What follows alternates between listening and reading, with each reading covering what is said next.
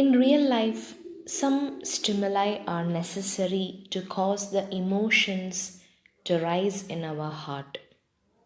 These stimuli may be material, existing in the environment, or ideal, existing in the mind itself. So, these human and environmental stimuli, when um, described in a poem, they are called vibhavas. In the poem, objective material becomes the content and the matter of the emotion, not just its evocative occasion. The term is translated as determinants because these vibhavas determine the emotions and the moods to be aroused in the reader. They can be described as the objective correlatives in the poem. So that is vibhava. Anubhava are those effects which found on the characters consequent upon their emotional agitations. The Anubhavas are so called because what is represented is made to be felt, experienced, Anubhavayadi, by us. They make it possible from ourselves to immerse in the emotions evoked. So, this process of immersion is called Anubhavanam, and that which causes this process is called Anubhava. In short, there are signs of emotions in characters. Some of the consequences may be deliberate, cursing, thrashing. Others may be involuntary, blushing, sweating, etc. The involuntary emotions have another special technique term, that is the sattvic bhavas. Sattva is the internal character or the inner essence of mind. So these involuntary consequences are intimately related to moods and emotions. Therefore, they are considered to be of the nature of Vyabhikari bhavas. Thus, the sattvic bhavas have a dual character. They can be subsumed under both anubhavas, that is a consequence, and vyapikari bhavas, that is a transient moods.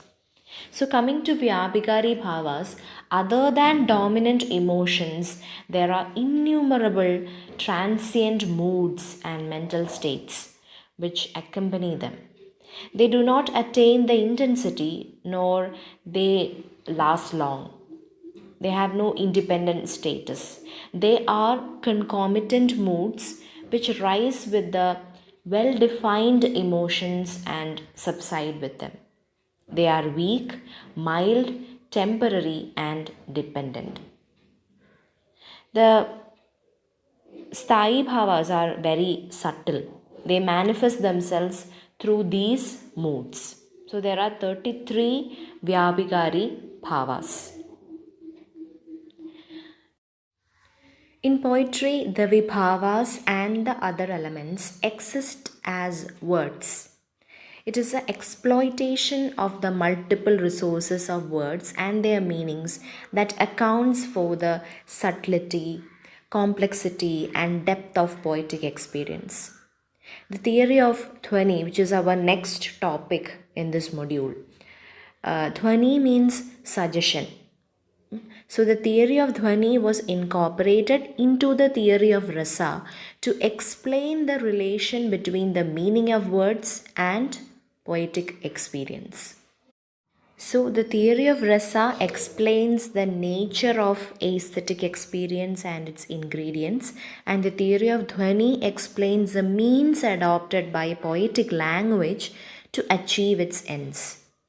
Theory of Rasa is about what poetry does to us, and theory of Dhwani tells about how poetry does that. How poetry does that. So I think that's all for today. There is so much to take in.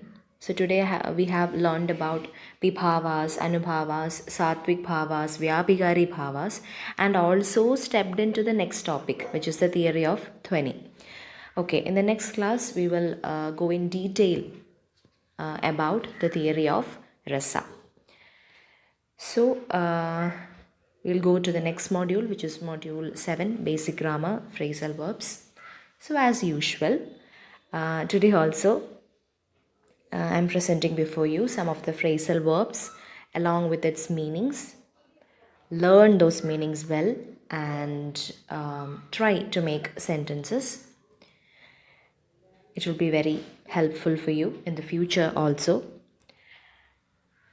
So if you have any suggestions or opinions about the class, please leave it in the comment box. See you in the next class. Bye.